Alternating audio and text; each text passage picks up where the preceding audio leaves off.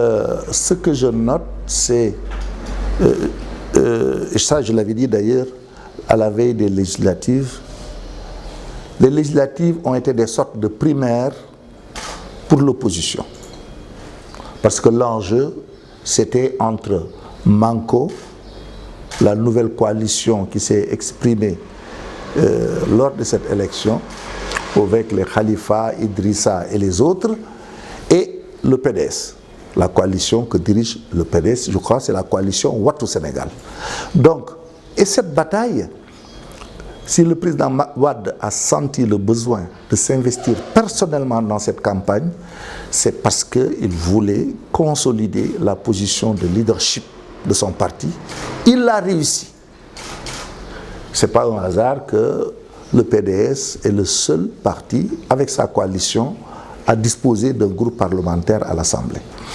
L'autre entité qui voulait lui forcer la main et lui disputer le leadership, Wade les a remis à leur place.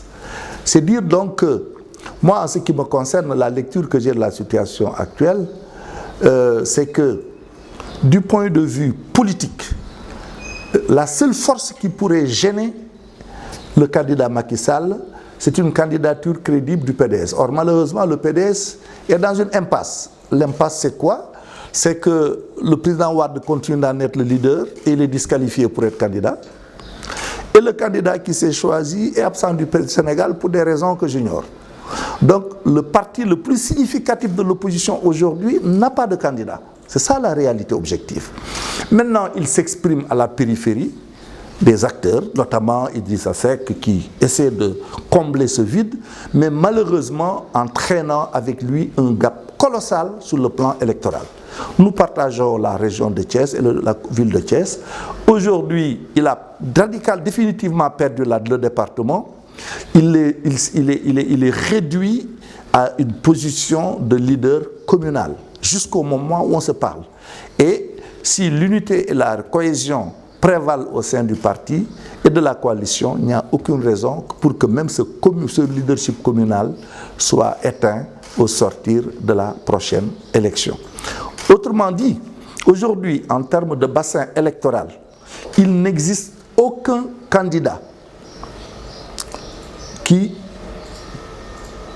peut prétendre être assis sur une base électorale qui peut remettre en question le leadership hégémonique du président Macky Sall et de sa coalition sur le pays, plan politique et sur le plan électoral.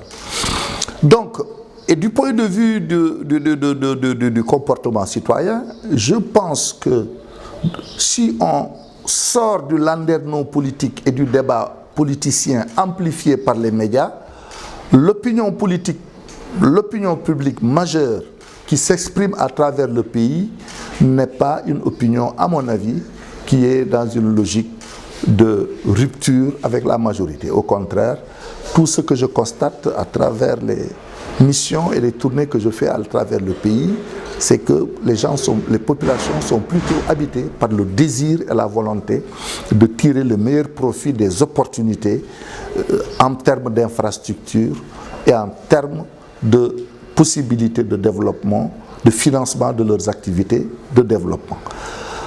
Par contre, c'est au sein de la majorité qu'il peut s'exprimer des courants non maîtrisés qui peuvent constituer une gêne pour elle. Et c'est pourquoi je n'insisterai jamais assez, on n'insistera jamais assez pour que les appels pressants et constants du président Macky Sall, leader de la majorité, pour la préservation de l'unité, pour l'unité, appel à la discipline et à la mobilisation soient entendus. Moi, je pense que si on arrive à taire les querelles internes, à rassembler les acteurs de la majorité au niveau du parti APR comme au niveau de nos alliés et à nous constituer, continuer de rester ce bloc uni et soudé, je ne vois aucune force politique devant nous capable de remettre en cause cette hégémonie qui nous donne les moyens d'une victoire au premier tour garantie. Alors, c'est de ce point de vue que je considère que l'effort principal aujourd'hui doit être entrepris pour renforcer l'unité, la cohésion dans nos rangs et développer une culture d'unité qui passe par désir d'unité. Il faut que les uns et les autres, l'ensemble des acteurs, au niveau des responsables comme au niveau de la base, entretiennent dans les cœurs et dans les esprits une culture et un désir d'unité qui peut nous permettre de surmonter tranquillement le cap des prochaines échéances électorales.